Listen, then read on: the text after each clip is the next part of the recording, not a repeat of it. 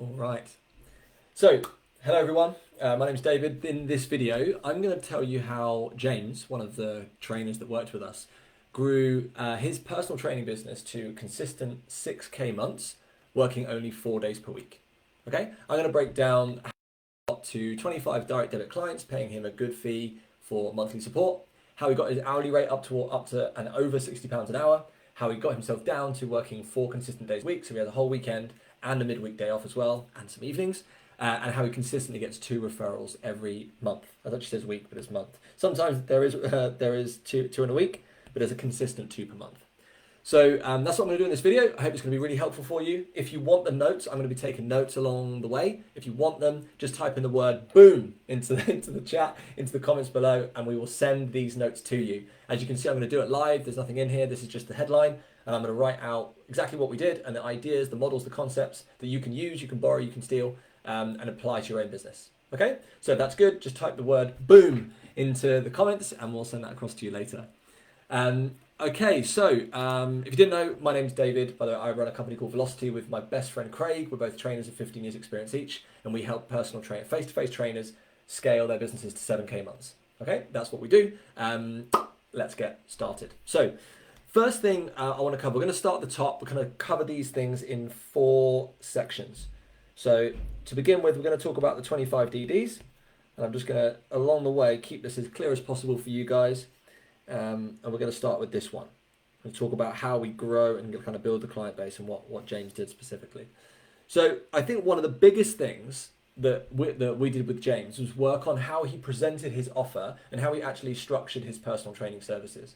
Because if you structure your offer right, you can make it a lot more appealing. You can reduce the resistance that people have to signing up, and that just makes it just like reduces friction. So it means that you sign up people easier, and if you have a consistent enough number of sales conversations, you'll get there. You'll get there eventually. So it's about having a really compelling offer that people find hard to turn down.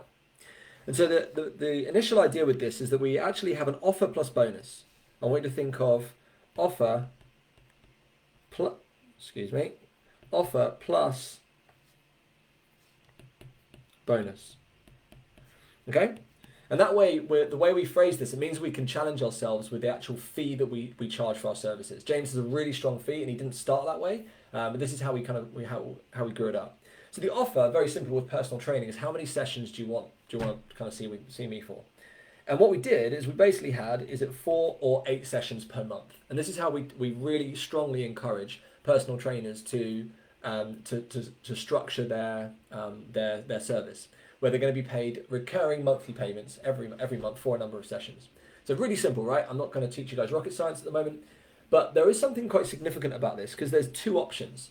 Okay, and what James found, and I'm going to teach you another little hack in terms of upsell in a minute, but what we found is if you have 2 options, and only 2, you don't have online as well, you don't have classes, you don't have virtual, you don't have all these different things that a client has to choose from, because simplicity scales and being fancy fails. So we want to try and be really specific. And when it gets to sales consultations like this, between 2 options is really powerful, because once you've done your pitch, you simply say, do you want to do 4 or 8 sessions? And as opposed to, so what do you think? Do you want to sign up or not? And that's a binary, they're both binary answers, as in I've only got 2 options, I've got to choose between one and the other. But if you're saying, hey, do you want to sign up? How does that sound? Immediately that's a yes, I want to sign up, or no, I want to go and think about it and kind of escape this conversation because I'm not quite ready. Whereas if you say 4 or 8, it actually encourages them to consider the actual reality of working with you. So that was really, really powerful, and it's a really it's a powerful psychology hack. The other thing that we did is we said, well, why don't we have a default pitch? Because if we're unsure how much this person wants to do and how much we want to offer them, is that let's just take the money worry away for a second, our concern about what they might be able to afford. Let's just assume they start with 8. Let's assume that every client that you present to, you pitch 8 sessions, and here's the justification. You're going to say with every new client, I want to start off with you with a high degree of contact time because I want to help you get results fast. Is that okay with you? And people are like, yeah, that sounds great. So what we'll do is we start with 8 sessions a month. That's going to work out about 2 sessions a week. And then once we've got your momentum like absolutely flying, and once you're, the weight's coming off, once the strength is building, and once we're really happy with the rate of progress, then we'll peel back and we'll drop back down to 4. How does that sound? So you make this pitch with genuine logic. That makes a lot of sense. And people are like, yeah, I want to get started. They're motivated at this point in the conversation. So they get started off really well. And so what happened, the way we got James up to 25 DD sessions really, really fast is that, first of all, we had only 2 options to offer. Do you want 4, do you want 8? And that simplicity really led to a high sales conversion rate. And then we started with people on 8. If we start on 8 and then drop back down to 4, it means I can get my income up sooner. And then that buys me more time to get the number of clients I need to get 25 regulars that are going to stick with me for 4 sessions a month each long term. Because in an ideal world up here, if we have 25 full of 4s, that's 25 people. As opposed to if you had 25 sessions from people doing 8 sessions a month, it's half, it's 12 to 13. The problem is you're at a little bit more risk of bouncing up and down there, because if a couple of people go on holiday, that's 4 sessions you've dropped rather than just 2.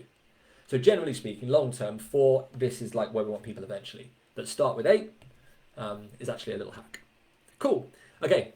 So another little thing that we did is we said, in order to reduce the resistance to people signing up and getting the client numbers up fast, is we tackled the risk up front, right? So one of the biggest risks behind this model, if you do any form of monthly payment, is what happens if I miss sessions? What happens? What happens to them? Because when people are looking to make a decision in a purchase decision, they're worried about what might go wrong. So what happens if I miss sessions? Well, if you tackle that with just completely dissolving the resistance, and you say, well, there's no expiry on sessions, so you can never lose any. If you don't use one up in a month, it just gets carried over. It gets carried over. So as long as we're being proactive in the management of those sessions, we're never going to have a problem. So basically, you say no expiry date. I'm just having trouble here spelling here. Here we go. No expiry, right? And if you have no expiry on sessions, then you dissolve that concern. There are many other. There's like 7 major forms of risk that maybe I'll share in another video. But if we can understand it, we can understand and anticipate what the worries and concerns that our prospect might have, and then we can actually call them out before they've even said them and say, hey, you might be worried about this, but don't worry, I've already got taken care of that. Don't worry, if you're about this, don't worry, I've already taken care of that. And that just kind of completely dissolves any resistance to sales. So that was really, really powerful. So the bonus piece, there were a couple of key points about the offer. The bonus was quite important, because we kind of said, cool, well, you're going to have some sessions with me. But rather than what a lot of personal trainers do is they say, here's my package, and that package is broken down into 4 components. And when you buy my services, that's what you get. As opposed to this, right? Let's say when you sign up, I'm going to train you. You're going to train me a couple of times a week, and I'm going to show you what you need to do in order to achieve your goal. That's the fundamental thing. That's personal training at its most fundamental. But what I'm then going to do, if you sign up with me, you get these bonuses, right? And these are additional services that you're going to get that when you sign up with me, that will help you in addition to the stuff that you're going to get. So I'm going to give you WhatsApp support, which means that if you ever have a question, if you're unstuck, you can find me a message and I'll get back to you. Right? In addition to that, I'm going to program for you. I'm going to make sure you're clear on what you're going to do outside of these sessions. In addition to that, I'm going to help you with nutrition. I'm going to send you nutritional documents and PDFs, recipes, meal plans to make sure that you're not confused about what you should and shouldn't eat. And then finally, I'm going to give you tutorial videos. So the stuff that we do in sessions, I'll send you some videos so that when you're doing them on your own, you're getting them right and you're not making any errors and kind of undoing any of the good work that we do together. Okay? Now, really simple hack, right? Really, really simple. It's just a switch in the way you communicate. But do you notice when I was explaining it, rather than saying, here's all the stuff you get, here's the price, you actually say, here are the sessions, and that's the price. But in addition to that, I'm going to give you this, and this, and this, and this. And it feels in the prospect's mind like they're getting bonuses, like they're getting more than what they are paying for. And we love a bargain. Prospects love a bargain. So if we can present it in a way that makes them think, wow, God, actually, this is a really good deal, right? That's going to make people buy. And that's what we did with James, and that's what made his conversion rate really high, up in 80-90%, even when he was selling something that was £200-400 a month for personal training. So I hope that's really helpful. Okay, cool. So we've covered a couple of things on how we get the clients up, and a lot of that is about reducing resistance, so it's easier to sign people up. What I'd love to do next is tell you about how we got his price up. Okay, so what I'd love to do with you guys is challenge you to how can we get your prices up, your hourly rate. So we're going to talk about how do we increase prices. and where James got to was £60 an hour. He started at around the £40 mark. So to kind of add 150%, to add 50%, or to get his hourly rate to 150% of what he started in only a couple of years is pretty good. So the first thing I'm going to say on this is we need to. I read this book. I don't know if you guys have heard of a guy called Daniel Priestley. He wrote a book called Oversubscribed, and that's what I want. This is the principle that I want to share with you and what James did. So in order to get his price up, and he does this every year, price just keeps going up, right? Which is crazy. And we're gonna, yes, there's a ceiling at some point, but the ceiling is a lot higher than you think, than you actually know it is. And I think what gets in our way of what we believe we can charge for our services is actually self-belief and imposter syndrome. So we don't believe that we're worth that fee. We don't believe that we can justify it. Whereas actually, if we can, and we have absolute belief in what we do, and we piled a ton of effort and effort into what we offer and deliver, and what the results that we get, that like you can push it a lot further than you think. Let me leave it at that. So the oversubscribed, basically the principle is this: is when demand outstrips supply, you have pricing power. Right? So let me say that one more time. When demand outstrips supply, you get pricing power. And the power to do what you want with the pricing. That's what that means. So let's just break that down a little bit. So demand is how many people want you and your service. Supply is how much of the service you can supply. And this is the step that trainers don't really make, is they don't define how many clients do I want to work with and then stick by it. Or you could say how many sessions in a week do I want to do and then stick by it. So what we did with James, and this number changed a little bit, so I'm just going to give you an example, is we looked at his diary. We do something called the perfect week, and we said, let's just imagine that I could click my fingers and I could give you the number of clients that you wanted. Like I had like this list of people really ready and in need of a personal trainer in your area, and I said, look, I've got them ready. They're exactly what you want to work with. I've got loads of them, more than you can handle. So how many of them do you want? And then you'd be tempted to say, give me them all. I'll squeeze them all in somewhere. That would be a mistake. So what we'd need to do is we would need to decide how many do I want to and can I deliver at the highest possible standard that I can meet without sacrificing me and my life and my work-life balance, however you define that. And so you want to make sure that you've got your stuff. Like James was a big golfer, so he loves an evening, a Friday. He wanted to finish late on a Friday to go play golf, right? And that was the thing. He wanted a Sunday, and that was going to be an important thing. And then he wanted a couple of half days through the week. So I said, look, design it as if you want it, and like design it as if I could give you the clients tomorrow to fill the slots that you define.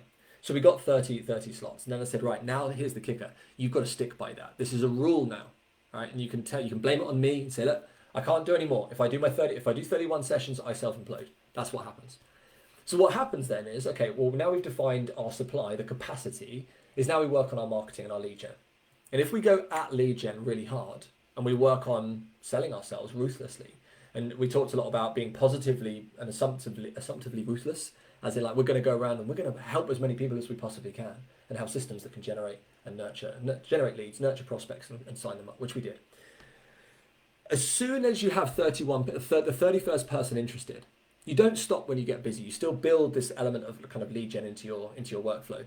And if you can keep it going, the second you get your 31st person, so as soon as you get to 31, you have that one person on technically a waiting list. And that's the moment you get pricing power. So what that means is practically is that you can turn to your clients now and feel confident that you've got the justification, the rationale to raising your prices. Because if you've got to 30, if you're training 30 people or 30 sessions every week, you're getting better. You're improving. Your service delivery and your coaching is improving just by pure repetition and volume. So you're getting better. And you would have racked up a serious amount of experience working with a maximum 30 people at that time, but obviously there's natural attrition. So you would have gathered experience, and that's more valuable, because the more experience you have, the more types of problems that you've solved for people, and the more experience you have in doing them, the better you are at solving them, which means you're more valuable. So we look back at that and say, cool, I'm actually worth more money now. So for all new clients, my price is going up by £5 a session, or £20 a month, or £40 a month for the 8 per month package. So that's what we did, right? And if you do it in the right way, and I'm going to tell you in a second like what the process is. If we do this in the right way and we say we're going to increase my prices for existing clients and bring new clients on at new rates, and we're doing 30, we're just going to multiply 30 by £5 an hour, by, let's just say 4, so £20 for each session, and that's going to give us 20 by 30 is an extra £600 per month. So you make that decision and you do that each year, you just bought yourself a raise. Right, £600 a month, and previously, where say he was charging £40 an hour, which would be £1,200 a week, about £5,000. You just add £600 on that. It's like it's over 10%, over 10% annual increase. And if you speak to someone in an employed job and say you're getting a 10% annual increase, they'd laugh their face off, and they'd bite your hand off for it. So if we do this and if we work to justify it, it's an absolute game changer. So it's why if you want to get to 6K months, you've got to work your way up there over time. You might not get there this year, but actually if you put the system in place and you learn the skills and kind of get the beliefs right in your head, then you can absolutely get there. So that's it. It's a 3-step plan. We define what the supply is, we create the demand for it, and then we capitalize on it. Capitalizing is raising the prices, doing so in a very professional way, but doing that consistently as well. By the way, I did mention, I want to pack this in here, the 3-step process to doing your annual price increase, 3-step plan. We want to, let's do 4. We do a macro review, and I'm going to explain that in a second. Number 2 is we prime. Number 3 is we deliver. And then number 4, we follow up. So really simple. What we did to get this annual increase of £600 a month, which would increase the more your prices were going up, is we did a macro review. This is something you do every 3 months, and therefore you obviously do it every year. And at the end of every year, we're going to announce this price increase. And now in the macro review, high level, we have whole trainings on this. It's quite a lot, but it's the most powerful system that I could teach you that would increase your retention, generate referrals, testimonials, and even upgrades. What we do is we sit down with a client and we basically reflect on what's happened since we last sat down together, which is usually 3 months. And we say, look how far you've come. And we point out, ideally with numbers and graphs and pictures, we say, look what you've achieved. And because most people are too harsh on themselves, they look at this stuff and they're like, wow, this is going really well, isn't it? I'm doing well. I'm like, yeah, pat yourself on the back. And you have this little mini celebration where you kind of give them a pep talk and you raise them up a little bit. And what happens is, because most people are harsh on themselves, they realize the value of what they're spending time and money on with you. And they're like, wow, this is good. This is going well, isn't it? Like, yeah, it's going amazingly well. And then what we do is we reset, we kind of re-clarify their main priorities, because priorities change, goals change, and we've got to be on top of that. Because if we miss it and a client changes their focus and we don't change our program and our planning, then that's when drift starts to occur, and they start questioning, like, do I really want to be doing this anymore? It doesn't really feel like what I want to be doing. And then maybe they didn't realize it, but if we can pick up on it proactively and help them understand that, oh yeah, actually, no, this has become really important to me now. And you'll say, okay, that's amazing. Should we change our program so we actually help you become more flexible now? Like weight loss has become a little less important because of the weight you have already lost. Should we change now? Amazing. And then we say, right, cool. So let's map out a plan together. Let's talk about what do we want to work on and what do we want to try and achieve and what goals could we set that would excite you. And you go through this whole process and they become super grateful. They become really proud and happy and confident about what they've done. And they get excited and they start looking forward to the future again with you, when maybe they were just becoming a bit detached. And here's the clever thing. If we do that and then prime them, okay, moving on to the second piece, which is priming, and we say, hey, by the way, listen, I'm making a couple of changes to my business over the next month or so. I'm just going to pop an email to you about it later. Would you check it out for me? Just come back and let me know if you have any questions.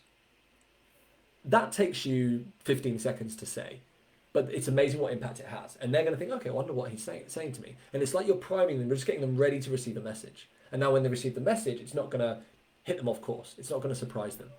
Because if someone just hits you in the face and says, by the way, your price is going up, it doesn't quite land as well. But if you have an amazingly positive experience in the macro review and then prime them and say something's coming, it just makes it easy to handle.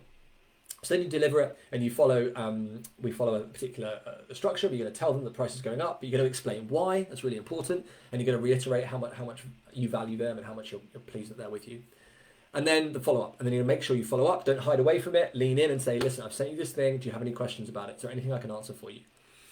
And that's how we did it every single year. Okay, cool. Let's move on. I want to talk, we come back up to the top. So far we've covered the money, we've covered the clients. We're now going to move into, let's choose another color, the timing. So let's talk about the 4 days per week part. Now, if the fact that we want to get down to 4 days per week, obviously James wasn't always working 4 days per week. There were times when he was much busier, when there were a lot of prospects coming in, he was doing lots of sales work. And of course, it evolved over time. But I want to share with you one simple thing. Did I choose orange? I did. One simple thing on this. And I want to talk to you about negotiation for a second. Because negotiation is a skill that you've just got to learn if you're going to be good in business. Negotiation happens everywhere. It happens everywhere in life. So you can actually apply this skill to life. Now, the single best thing I could teach you on negotiation is that he or she who cares least wins. He or she who cares least wins. So what this means in terms of reducing the days per week is that at some point you're going to have to look at your diary and say, I'm not doing that anymore. I want to move these people that are awkward times. I want to bring them into different times of my week. Now, here's the thing. If you're listening to me right now and thinking, but if I do that, they'll leave. Obviously, the concern you have is that if I present this as an option and they'd rather not do it, which is what you suspect, they would say, I'd rather leave than move times. And this, like, sometimes it's true. Sometimes there are people that are so restricted in their ways. However, what I want to do is challenge you and say, unless you know that for a fact, unless you can see their diary and you can ask them directly, is there no chance at all in your world that there's a possibility that you could juggle some things around, that there's not one more bit of white space in your calendar, that you could entertain the idea of coming to see me at a different time? That if you could do that and prove to me that you would challenge that person and every one of the people that you're worried about, then I would accept it. But I don't think you do, and I don't think you have. So what we need to do here, the whole idea about negotiation, is that you need to be ready, and this is going to hit. You need to be ready to let them go if they say no. And the only way you'll get ready and feel comfortable with that is if you have a really good lead gen and a really good marketing system that are bringing you new clients regularly. Because if you know the next one's only around the corner and your time means something to you and you value your work-life balance and you value the time that you're going to spend outside of training people, you will place more value on your own time, and therefore you'll be willing to let them go if they were to say no. But I promise you, if you do this right and you listen to what I'm saying, that people have more flexibility than they're letting on. The only thing is that people don't like change, especially when they've got into a routine and it fits nicely in their diary right now. They'd say, no, I'd rather stay where I am. Of course they would. We don't like change as humans. We'd rather stick with the status quo. But if we don't give them an option and you say either you move times to one of these 3, 4, 5 other options, or we stop, and you're willing to say it and mean it, then I guarantee you that 90% probably of people, 90-95% will say, okay, maybe it's slightly inconvenient, but I'm willing to change. Especially if you give a good enough reason and a good enough justification. And this is what we did with James. So we first of all, we taught him about negotiation. And this is a belief set and actually a skill. It's belief and a skill. It's a belief that you can negotiate. It's a belief that your time is important as the number of clients that you have. And it's a belief that you know and you will learn how to get more clients, and that if a client leaves, it's not the end of the world. Belief systems for you, as well as the skill set to be able to communicate what you want to communicate. And you have to say, look, I'm making some changes to my business because here are the reasons. And I value you as a client, and I want to keep working with you. However, I have a problem. And the problem is that I can't keep training you at this time. And I've explained the reasons why. So what I'd love to do is work with you to find out another option that works with it, with both of our diaries. I want to work with you as well. But here are the options that I've looked at so far. Here are the options that I've prepared. Here's something I made earlier. And that's what we did. So we kind of said, look, he or she who cares least wins. And that was the fundamental thing about getting him down to 4 days per week, because when he was working 5 and 6 and when things got a bit crazy, he had to address the people that had spread a bit too wide and a bit too thinly across his calendar and say, and basically follow this process. And that's what we got him down to 4. And every now and then things get a bit messy if he's a bit loose on his agreements, but then we just tied things back in. And to be honest, exactly what I did, because one of my journey as a PT was a lot about, I got up to say 40 sessions a week within the first couple of years of being a PT, and I was doing pretty well for myself as a 21, 22-year-old. But then what became more important to me was my time. So I started to squeeze that down, raise my price, squeeze it down, take away a day, squeeze it down, raise the price. And I just kept squeezing and squashing until I was only doing about 3 days per week, but still earning about 50, 60 grand a year, because I was charging a lot. And that allowed me to open up and explore other opportunities, which was of value to me at the time. So let's finish this one by talking about referrals. Okay, now I mentioned earlier that the referrals we focused on was I mentioned the macro review, right? And fundamentally, what I want to teach you about referrals and what James took advantage of a lot was that this was an exchange. So the thing we want is a referral. We want our clients to give people more, people like them to us, so that they can do our marketing for us. And what we have to get into our head is that they will do that in exchange for something. This is an exchange of value. So if they feel like what they are getting and what they've got and the kind of exchange of the money they paid you for what they've got in return is a deal, right? If they perceive that what they've got for what they've given is way better and bigger, then they feel like they've got a deal. They feel like it's an incredible exchange. And so they want their friends and family to have that same exchange. So it's like if they've paid you $2,000 to have a body transformation, but what that body transformation has done for them, the speed in which they got the transformation and the way they feel through the whole process, if that is amazing, then they will refer to you. And then we just need a way of incentivizing and then capturing the referral. So there's a couple of things in here. One is we obviously have to look at the results you're getting and the speed at which you're getting the results. And that requires some measurement on your side to look at the work you're doing with your clients. So it's about speed and volume. So if you get more people getting to their results faster, then that will influence referrals. We also need to know how to actually ask. And people think that sending a text message is good enough to get a referral. And it's not. It's not good enough to get the kind of referrals that you want. You need to look them in the eye and you need to explain why you want the referral and exactly how you want them to do it and exactly what you're going to offer them for when they do it. So there's three simple things. We want to consider when we ask for a referral, how we ask, and then what we say. So as long as we're getting results and we're kind of working we're challenging ourselves to how quickly we can get them to get our clients to where they want to be and how many of them we get to the place where we want to be, and we then think, right, cool, I need to ask. So when do I ask? Post macro review is an amazing time. After you've sat down with your clients and done what I explained earlier in this training, and say, okay, just now we've wrapped up, there's just one more thing I'd like to ask you, if that's okay. I need to ask a favor, I need your help. And as soon as you say you need your help, if you ask someone who feels they owe you, right? Remember, if you've given them so much value, even despite the financial exchange, if they feel like I'd do anything for you because you've done so much for me, and we ask that person, will you help me? What do you think they're going to say? Yeah, of course. Yeah, look, more than happy to. Let me tell, how can I help? And you say, look, I'm looking to take on some more clients. And this is the how, face to face, eye to eye, directly ask for help. Don't shy away and send them a text message or an email. We're lacking the emotion and meaning behind it. We need to get across our why we want to do it, and it needs to come from the heart.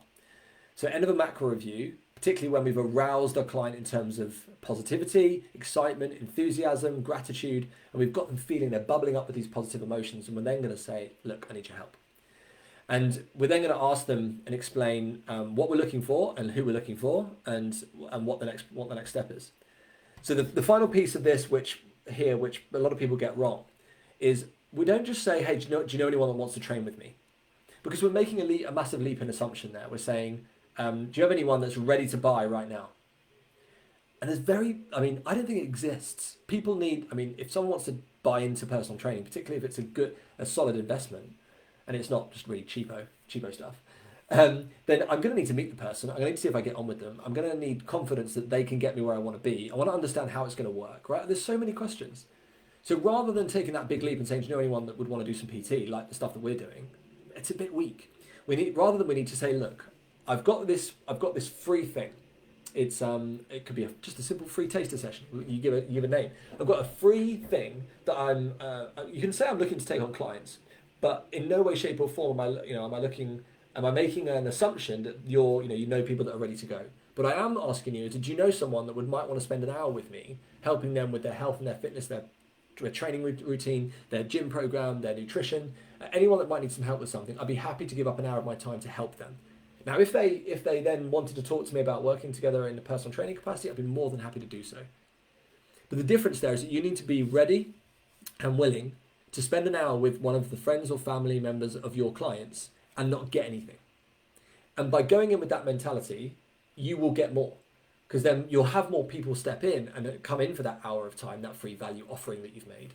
But you will find that by definition, they probably won't turn up if they're not at least somewhat interested and intrigued, at least aware that their friend or their family member works with you.